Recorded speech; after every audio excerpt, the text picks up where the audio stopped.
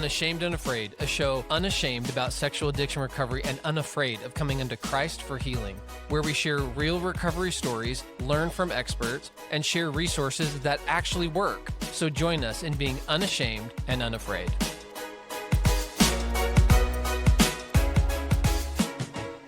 Welcome to another episode of Unashamed, Unafraid.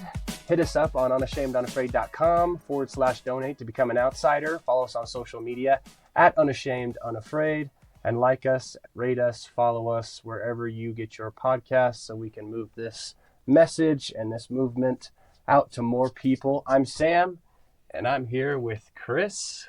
That's me. How you doing, man? Good. Doing awesome. I'm here with some awesome people. Yeah. We are here with Matthew and Joanna. How are you guys doing, Matthew and Joanna? We're doing great. We're doing great. Glad to be here. So tell us about yourselves. Kind of paint yourself into context and let the audience know, like, how did you guys get here on the show today? Mm-hmm. Yeah, it's been a long journey now, close to 12 years. And where we kind of ended up was we ended up doing work professionally with couples who really have had an experience of addiction, pornography, betrayal, and infidelity kind of wreck their life, wreck their marriage, and wanted to rebuild. And we got into it professionally partly because of what we went through personally, that this was really our story. We knew what it was like to be the couple on the couch going, are we going to survive? Like, is there any hope for us? Is there any way forward? Mm-hmm. And it was that experience and the kind of walking through that journey that really landed us eventually here. Wow. So back us up a little bit then and kind of just tell us a little bit about that story. Yeah, absolutely. We met over 15 years ago, and when we first got married, we were both really passionate about wanting a healthy relationship, a deep sense of connection. We were really excited about marriage and our relationship. Neither one of us had any idea how to build a healthy relationship, though. And so we had lots of ambition, very few tools. And so it's a tough combination. It is. Yeah, a lot of hopes, not a lot of resources. It's so true. And we kind of figured that out pretty quickly. And so we started diving into some resources, and we came across a couple that really radically changed our relationship. And so really transformed some toxic patterns that we had, right? We used to say, like, we were 90% really good, but that 10% that was bad was really bad. And we knew, like, we would not survive long term if we didn't get that figured out. And so thankfully, God brought some really incredible resources into our life while we were at seminary together. And like I said, radically changed our relationship. And we just felt a call and a passion to bring some of those resources to other couples. Because we're like, we can't be the only ones out there who want an awesome marriage, but really don't know how to create that, don't know how to build that. And so pretty early on, like, felt that draw to helping other couples. Yeah, and we did. We got better in our relationship. Like, the things we sucked at, we sucked less over time. Like, we did the work. But we always found ourselves... That's the thing, right? It takes a lot of work in that relationship. It does. It does. And we put in some work, and we saw some gains, but we always felt like there was this kind of cap. We always felt like as we would get closer, as our relationship would get better, we really felt like there was this kind of limit to what we dreamed of. And I would notice as I would try to pull in closer and kind of push even more into it, Matthew would pull away and would kind of withdraw sometimes, or maybe get angry sometimes. And there wasn't a clear reason why that was happening. And so it was very confusing for me. I had no idea, like, what's going on. And at some point, I finally kind of started to give up hope. I'm like, I don't know what's going on. I guess maybe this is our limit. But I started my second grad program at seminary. It was an MFT program. And the very first class was a 2-week intensive, shame and guilt. And it was in that class that an anonymous pastor came and shared about his recovery from sexual addiction, his restoring of his relationship. And as he was talking, I could just feel it in my gut. That's it. That's the missing link in what's going on in our marriage. And so I went home that day and I shared with Matthew what I had heard from this pastor. And I finally asked him point blank, I was like, is this what is holding us back? And the answer was?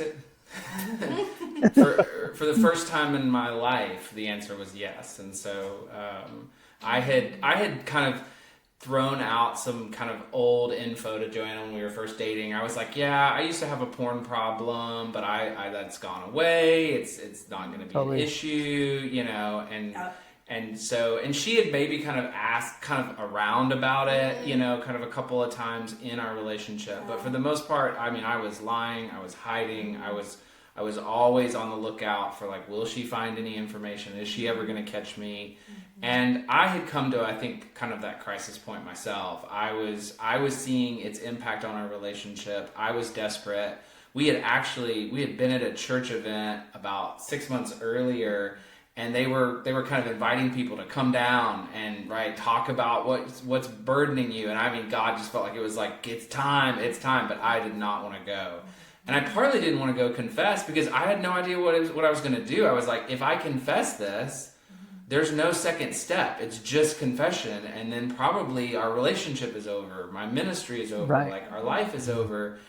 And so it really wasn't until she told the story of hope. Like she told the story of someone who was like having a good life, you know, and I was like, okay, well, if that's a possibility, I think for the first time I felt that sense of courage. I remember I'd like prayed to God, if you'll give me a path, I'll follow it. Like I'll trust you and I'll follow it. And that felt like God was like, okay, here's your path. And so I said yes, and I didn't say anything else. I mean, it was like kind of came out of my mouth, and I was like, holy crap, what did I just do? Like, how do I take that back? Like, just kidding, psych, right? But not something you can say after you confess infidelity and betrayal, right? And so she just kind of handed me the sheet of paper of all the notes and the resources, and she goes, okay, here's what you're going to do, right? And I just kind of took it, and it was like off to the races. And that's what we did. We dove kind of headfirst into recovery with everything we had. So I want to dig in a little bit. You're talking about God a lot. Obviously, Jesus has been a huge part of this story for you guys. Can you walk us back from the very beginning, though? Like, what was your relationship with God like moving up to this point for the both of you? Especially, you know, Matthew, it sounds like you're in ministry and you're like, hey, I'm in God's work and I'm kind of hiding this secretly.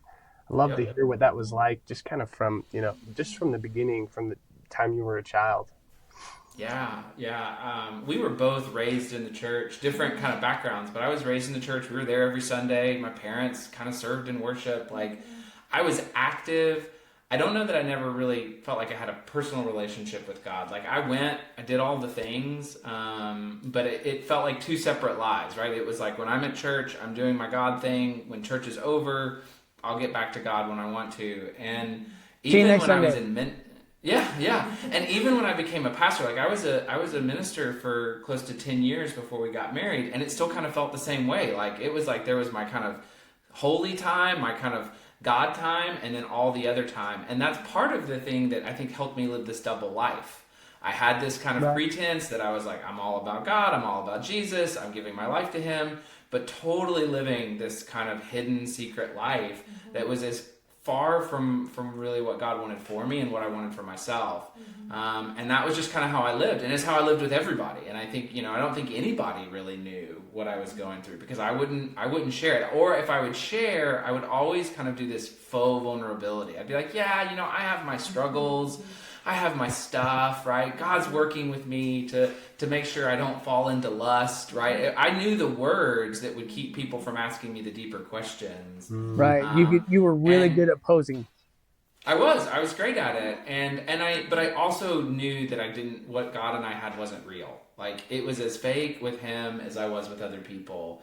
And I think the more that I started learning about God, the more that I kind of got deeper into my faith, the more I felt that distance. I just felt like I am not being who God has created me to be, and it was killing me. Matthew, what was that like for you?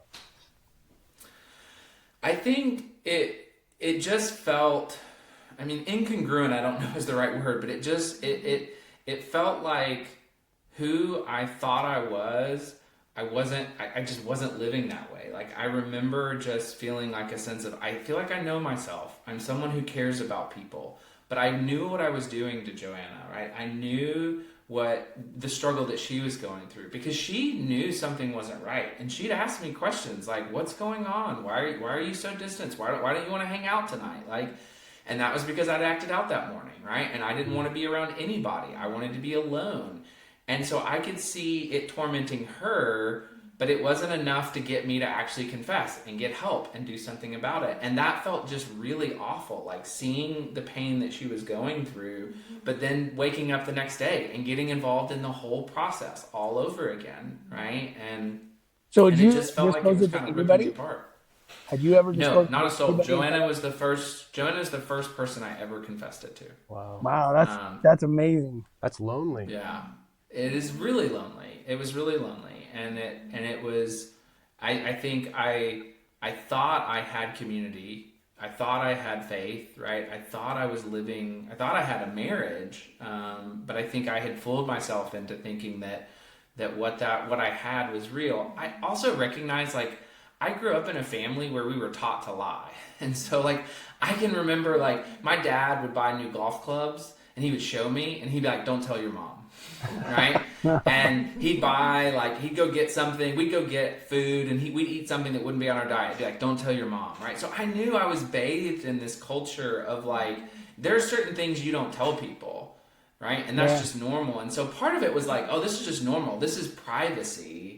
But I think as I got married, I was like, this isn't privacy, right? This isn't about privacy. This is about me hiding things. This is about me doing things that are hurting us and not doing anything about it. Joanna, who was God to you growing up, and catch us up to how he played into your part of the story? Absolutely, yeah. So similar to Matthew, grew up in a Christian family, went to church multiple times a week, and had a very close relationship with God growing up, and really very intentionally sought his will for my life in most things. And so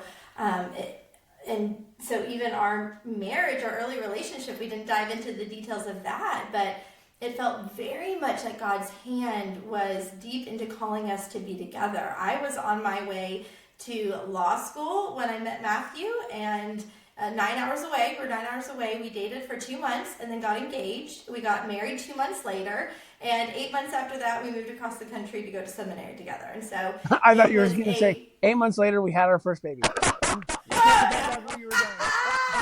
That's what people thought when we got married so fast. That was the question we would get. Are you pregnant? Yeah, literally. Everyone was like, what is going on? Are you guys insane? Right? Like, that's because they didn't see what God was doing in our relationship in that short amount of time. It was really amazing and really powerful. And so for me to just like totally detour that much of my life, I knew I had to trust that God was very much in this. And we even felt like God's purpose very early on in us being together. There was a purpose for our marriage that God had, and he was going to use us to serve other people. At least so I thought, right? Like that was the plan, that was the experience, right? That I've always seen God show up and be faithful in those steps that I've taken of faith.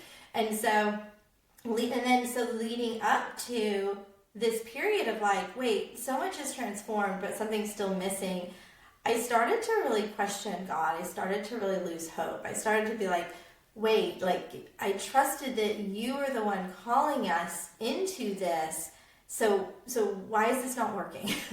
Right? Yeah. And what is happening, or why is this coming up short? And then as soon as I got that yes answer, it was really, really hard. It was right. I mean, women all the time I hear that I work with say like can be a crisis of faith, and so not like believing in God or trusting in his promises, but kind of like trusting his promises for me specifically, right? Like, hold on, like how in the world are we supposed to do ministry? How in the world are we supposed to do any kind of marriage ministry when I have no idea if we're going to have any marriage left at the end of this, much less like any kind of healthy, thriving marriage? And so there was a lot of big questions early on in recovery, and they lasted for a while. And I think they lasted a while for both of us, just kind of not knowing, like, kind of, God, what are you doing here? Yeah. Right? And I think that's okay to do.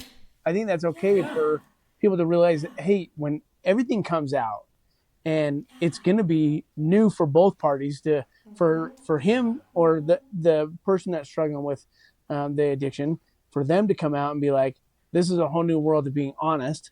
I had to learn how to be honest. And then for the person that was betrayed, that's a whole new world for them too. And so it's like, hey, we're going to have some like really big questions because we don't know what the heck to do, how to do it, where to go. Absolutely. So that brings you to where you guys are at now, I'd imagine. Yes. Yeah, I mean, that sounds nice. There was a lot of bumps and bruises. I like your version of the story. Great. Oh wait, I thought once you disclose everything's perfect. It was. I told you the truth. We're over it, right? Can we move on? Yeah. Many years later. There was a lot of wandering. Yeah. And that actually is a big part of why we specifically, I think, do what we do. It's because of our own experience, of our journey and resources and what that looked like. What we found when we dove into recovery was there's a lot of great resources for Matthew. There was a few iffy resources for me at the time. Betrayal trauma was like kind of just a thing that a lot of people knew about it. And then relational recovery was almost non-existent. And so we really kind of stumbled around finding our own path relationally. Again, knowing like if we're going to put in this effort and do the really hard, at times painful work of healing and recovery, our marriage better not just survive. We want something really awesome and really special on the other side. And so we didn't give up, even though there was bumps and bruises at times. And through that journey and through the learning and the resources we did tap into, we started to understand what that couple's journey of healing is. And so that's what we ended up working on with our colleague Dan Drake, is creating this framework for couples wanting to heal from betrayal. And that's that intimacy pyramid that lays out this pathway, this framework for couples so they can actually see, right? Like, what does it take to get to the other side of this relationally? So what is the intimacy pyramid?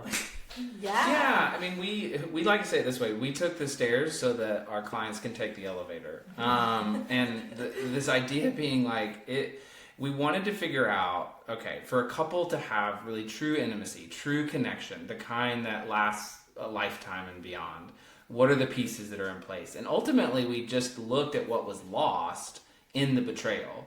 And the first thing that was lost was this sense of honesty. Like you said, like, we have to learn how to be honest. Like, I had learned how to lie. I was a very good liar. I was very good at deception. And whether that was just an outright, like, bold-faced lie to a question, or if it was just withholding information I didn't feel like sharing, or giving a version of the events that makes me look fairly good, right? And so this was all things that we had to address in our relationship. So the foundation is honesty, because without honesty, everything crumbles. And on top of honesty, it's kind of like Maslow's hierarchy of needs, right? We're just building kind of the pieces on top of each other. As we get honesty, then we start talking about what else was lost. Well, what else was lost was safety. The safety of the relationship, the security that when things get hard, we're both going to be there. I wasn't doing that, right? When things were getting hard, I was leaving the relationship. I was going to my drug. I was going to my addiction and saying, this is what's going to take care of me, right? I'm not going to take care of the relationship. And so that had to be put back. And so the thing we talk about after honesty is safety. Yeah.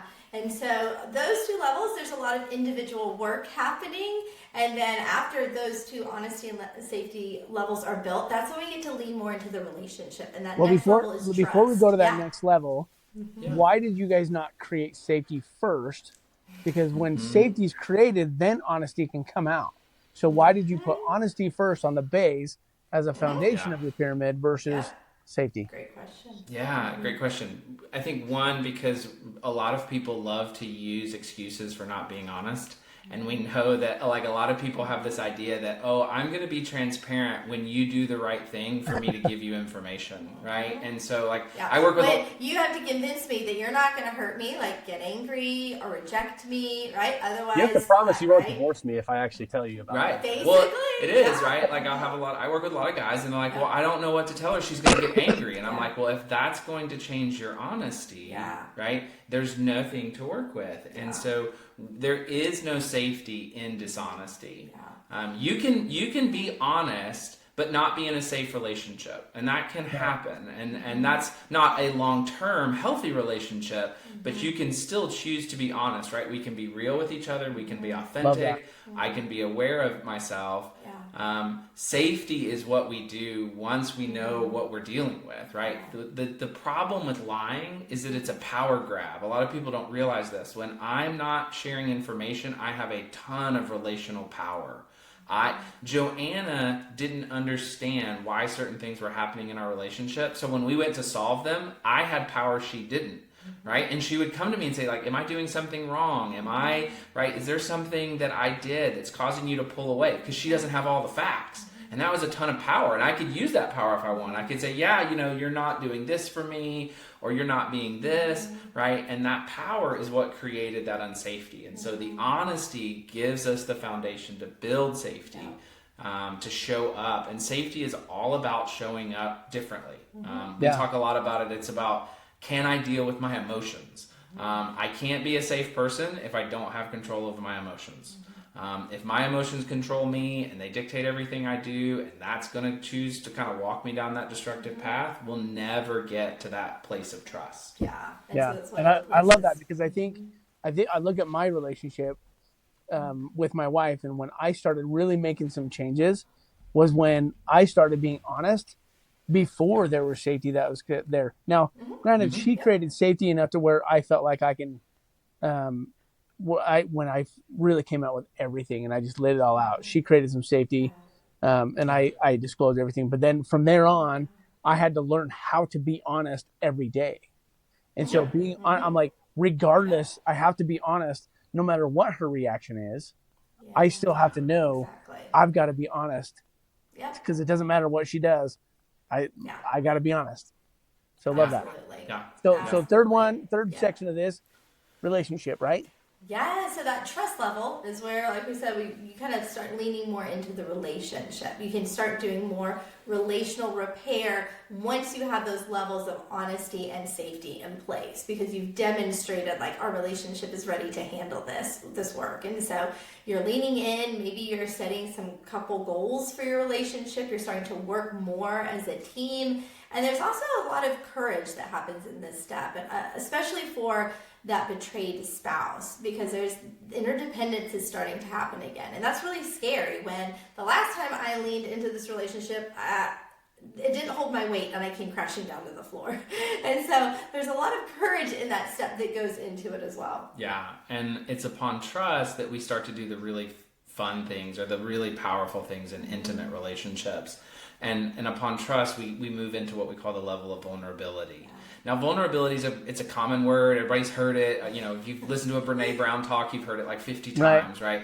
But what we found is everybody wants to be vulnerable, but they want to be vulnerable without trust. They want to be vulnerable in relationships that aren't honest and safe, and that's where they get burned. And so instead, what we wanted to do is we wanted to create a framework that really created smart vulnerability, that said, based on what we've built together, now I can really begin to peel back the layers of my vulnerabilities, my insecurities, my fears. I can really risk. Like, if you go look up the definition of vulnerability, it says exposure to risk, or exposure to attack.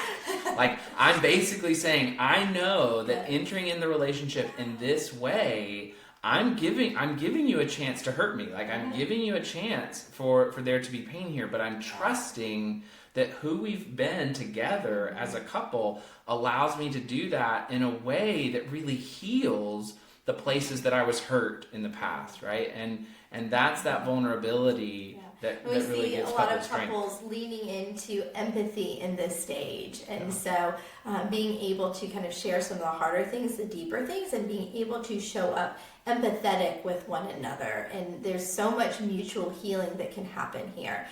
Oftentimes, though, it's necessary for that betraying spouse to lead the way in vulnerability because they were withholding vulnerability for so long in the relationship while the other spouse was pouring in vulnerability oftentimes, and it wasn't being reciprocated. It wasn't mutual, right? And so to kind of heal that imbalance, it's this leadership of, okay, I'm going to lead the way. I'm going to demonstrate vulnerability so you can know I've really changed.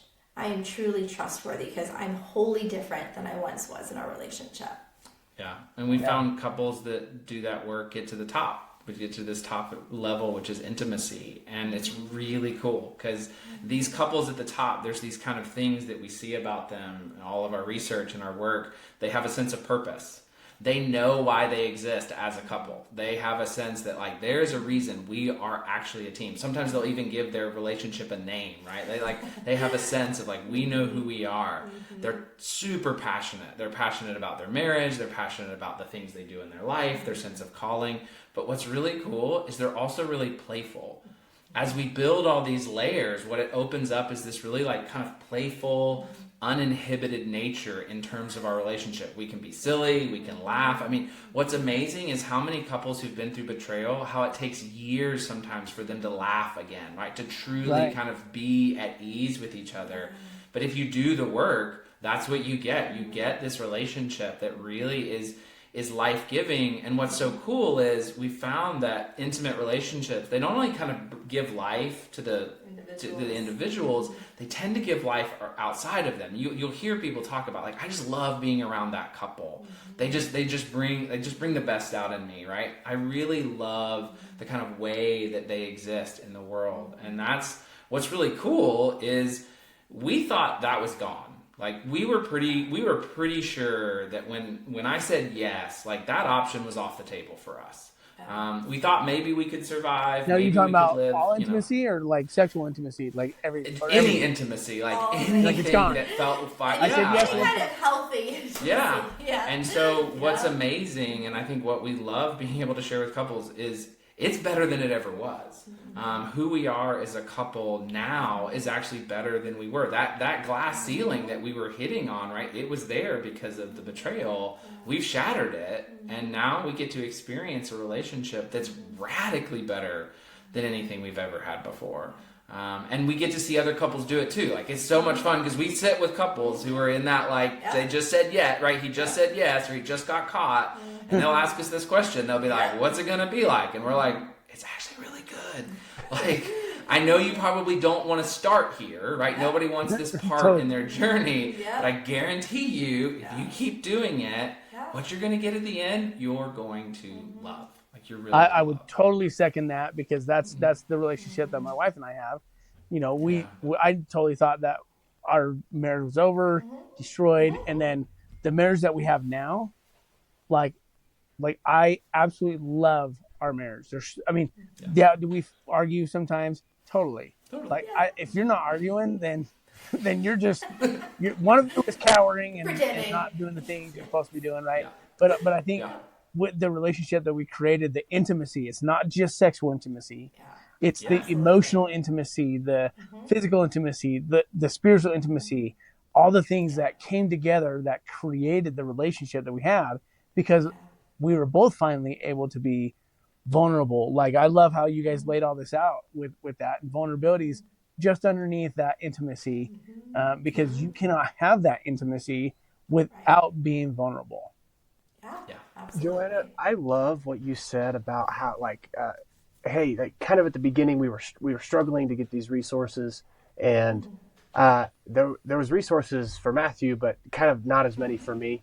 And I remember, back in I think my freshman year of college, back in I think it was 2018, I remember writing a paper on betrayal trauma, and I just couldn't find any resources, even in 2018, right? It was shocking, right? I mean, that's not that long ago. But I think it'd be so helpful if you could would you mind walking yourself through these steps and tell the betrayed partner out there, like what it looks like to actually take these steps in your life? Yes. And for those that are listening that are in the addiction side, I want you to listen to this, to pay attention to this. Right, absolutely. Yeah. So that first layer, honesty, right? And again, we're both walking through the same steps. It just looks radically different for each person because we're on the opposite sides of this experience. And so for honesty, we talk a lot about self-awareness, authenticity, and assertiveness. And for that betrayed spouse, what so often happens is that they have been living in a relationship where they have not been trusting their gut. They have not been trusting their intuition, right? They can sense something's going on. They maybe even like name it, but it's oftentimes denied or minimized or gaslighted, skirted, right? And so it's kind of terrifying because they're left with two options. Either I don't trust the person that I put all my trust in, right? Secure attachment is one of the most important human needs for safety and thriving, right? Or I don't trust myself. And neither one of those is a very good option, but most people choose to not trust themselves. And so they've been for years, sometimes even decades, have been practicing not trusting themselves, not being connected to their own experience. And so there's a lot of healing that takes place after this type of trauma, of getting back in touch with me. Who am I? And part of that is what is my experience been? What is the impact of this betrayal on me? And then who am I? What are my values? How do I start trusting myself again? And once I start trusting myself, how do I start advocating for myself? That's that assertiveness piece. How do I start speaking up in the relationship in healthy ways to advocate both for me and for the health of the relationship, right? And so we always say, like, what's healthy for you is always also healthy for the relationship. And so it doesn't have to be a competition.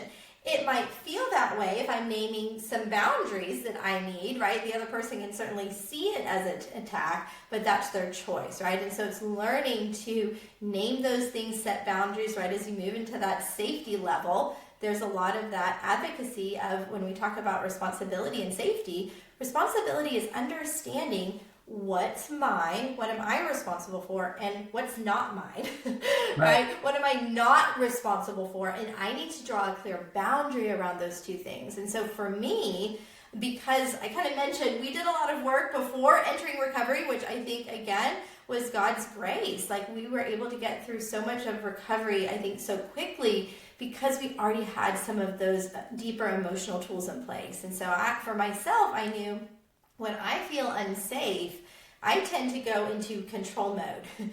I want to control my environment to build safety for myself, and I'm pretty good at it. And so, right?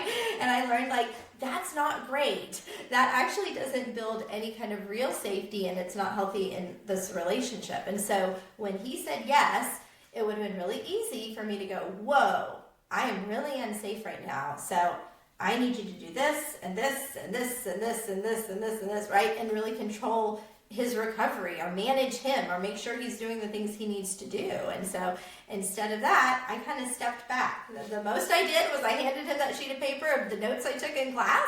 And then I kind of was like, I'm going to see what you're going to do because that's your responsibility. That's my boundary. And so I'm not going to cross that line. So you can't control his recovery? It's crazy. Unfortunately, man, I wish I could sometimes. There were probably a couple weeks she was like, yeah. And I say that jokingly because I know that so many, those that are in the betrayed spouse side, they feel like they need to try to control that. My wife was totally one of them. Hey, what can I do to help you in recovery and do everything? And hey, are you doing your homework? Are you doing this? Are you doing that? Trying to control my recovery. And it just kept me in my recovery. Not saying that that's her fault, right? But like understanding, hey, he's got to do recovery on his own. Absolutely. Or not just him, right? It's him and her or whatever, but they've got to do that on their own. And then you also have to do the betrayed spouse healing on your own as well. Yeah, absolutely. Because we see this all the time when we have couples. We have couples coming in, and you have two usually traumatized people, right? You've got someone with addiction, which means they have a history of something went wrong. It didn't go the way it was supposed to go, and so they've got to heal their trauma. And now you've got a partner who's been betrayed. They have trauma, so you have these two traumatized victims, and what they tend to do is they tend to want to care for each other. And they think, okay, I'm going to care for her. I'm going to make sure she's not sad anymore. I'm going to make her happy. And if I make her happy, I'll be happy and everything's okay. And she's going, hey, I'm going to keep him safe, right? Like, I'm going to make sure he doesn't go off the rails because I'd not like to lose our house, right? And then what we have is we have parent-child relationships, right? And you can't have intimacy with a parent and a child. At least you shouldn't, right? Like, the idea is, like, if I'm parenting you, and so people have this idea that great marriages are built on two people taking care of each other, when the reality is great marriages are built on two people taking care of themselves and then caring for the relationship. That's what does it. Yeah, and yeah. so, but in our fears, in our hurts, that's where we want to jump in. Yeah. And that's part of the reason why it is important as a spouse who's betrayed. I do need to step up. Like, I need to get going in my personal recovery quickly and aggressively, so that I can at least demonstrate to that partner, like, things are changing. Even if it takes time, right? I'm kind of doing the work. Because it's this natural safety seeking response when I've been traumatized to want to control and create safety for myself. And so if that other spouse is not stepping up and taking responsibility, it's going to feel almost impossible for that betrayed spouse not to start to control, right? Without some kind of significant level of separation, which is the last thing we want for a couple who's wanting to restore and repair. Wow. So how do you move to the next step in a healthy way then, right? It sounds like there's a lot of ways to build false safety and something that simulates trust but actually isn't real trust. Yep. How do you do it the right way? Absolutely. I think what we have found to be the key is if as the betraying spouse, I can handle the impact of my actions. It is one thing to acknowledge my actions. Like, it took me a while to be honest about what I did and how, and right, but to then acknowledge what it actually did to our relationship, the impact it had on Joanna, that was much harder. And that, in some ways, that took me a couple of years to get the emotional fortitude to deal with the impact of my choices. The reality is betrayal impacts people pretty much for the rest of their life. It's not something that they just get over. As much as we'd like it to be like, hey, I was honest, now you don't ever have to hurt again. That's just not how it works. It's trauma. And the hardest part of this journey was me coming to terms with that the person that I cared so much about, I had hurt so deeply. But once I came to terms with it, this is the reality that we're facing, and my opportunity is to hold that space for her and to hold, not to care for her, right? Not to caretake her, but to create space for her to heal. That meant that when she was triggered because something, right, reminded her of what happened, that I could be in that presence. I could kind of have that conversation with her. I could validate what she was experiencing and go, you know what? The fact that right now you don't trust a word that's coming out of my mouth, that makes sense. I lied to you for years. It makes perfect sense that you would struggle to believe me when the pieces aren't adding up. And how you're feeling right now, it makes sense. It's normal. I get it, right? That ability is really what tells the betrayed spouse, okay, we've got a future. It communicates to that betrayed spouse, I will be a different person. Because like Joanna said, like, she was coming into the relationship and I was stepping out. Now she's coming in, she's hurt, but I'm going, I can be there, right? And what we Right, learned and you're not is getting that, defensive. Yeah, exactly. I would say we learned that ability comes from an ability to self-regulate your emotions, right? And so in his addiction, he was not able to self-regulate his tough emotions, and so he would go numb them out. He would go withdraw. He would get angry. He would cope in these ways. And so when he started showing up, demonstrating an ability like, hey, I'm having this really tough emotion. In the past, I would run away or I'd get angry, but I know the truth is that I am enough, that I am empowered to stay connected and stay present, and so I am here with you now, right? When that started being evident, that's when I knew, okay, this is different. He's showing up in a new way. He's safe. And so I think it was kind of two big things that shifted that safety level for me and let me know I'm ready to step more into trust. It was that ability to stay regulated when I'm sharing my pain around the impacts. It was also his ability to fully accept and embrace his own story. And we see that a lot for people recovering from this, that like they think healing means I'm all better, so I get to move on and leave that in my past and never talk about it again, right?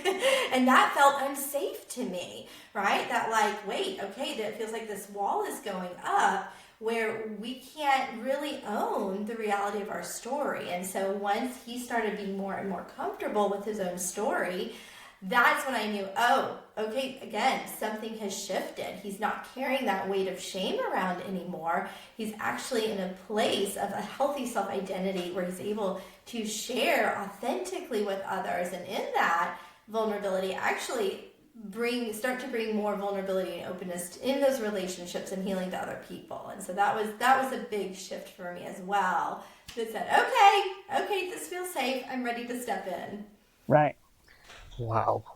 Guys, I think that the principles that you guys teach have the potential to help a lot of people. I'm sure there's a lot of people out there who are wondering, hey, what resources do Matthew and Joanna have, and how can we get in contact with them? So can you, I think you mentioned a little bit about a retreat that you guys hold as well. Can you just kind of update us on what those things are and help us know how people can get in contact with you? Yeah, absolutely. Kind of like I said, our heart is always couples. We like giving couples resources. Yeah. We actually have a free resource that we give away, and it's designed around a daily check-in, because we talked about that foundation is honesty. And so we love to help couples just learn how to talk every day about what they're doing in that early stage of recovery, or just what they're doing in their life, even if it's later recovery. Yeah. Finding that connection point, really building that honesty. If people want to connect with us, they want to get that free resource, they can go to raabsmithteam.com. We're the only Raabsmiths in the world, so we're really easy to find, which makes it really nice. That's RAAB, is that right?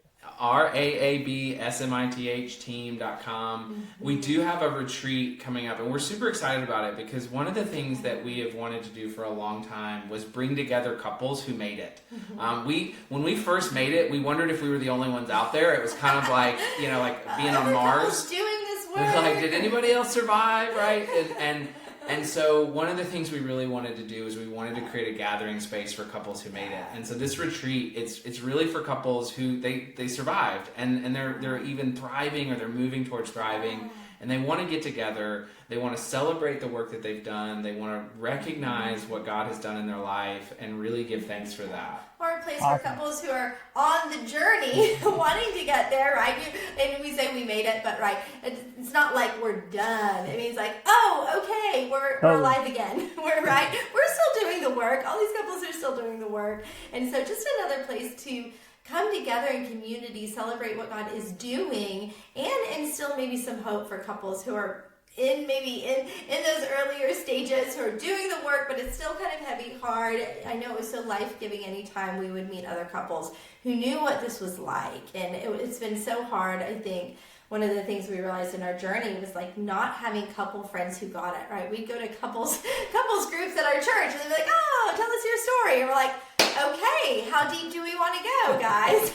Right? And so it's really nice. That's another thing that we do. We actually have a couples group program for couples in recovery, to have a safe space to be together and know, like, okay, these couples, they get it. They understand this journey. And so creating that safety and that community has been so healing.